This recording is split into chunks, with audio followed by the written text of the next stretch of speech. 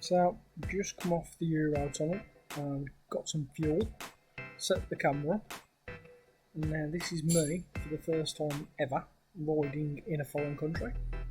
And yeah, I'm nervous. I ain't really got any clue what I'm doing. I don't think I'm going to have too much difficulty on staying on the right side of the road because I'm going to be on the motorway for the most part. But this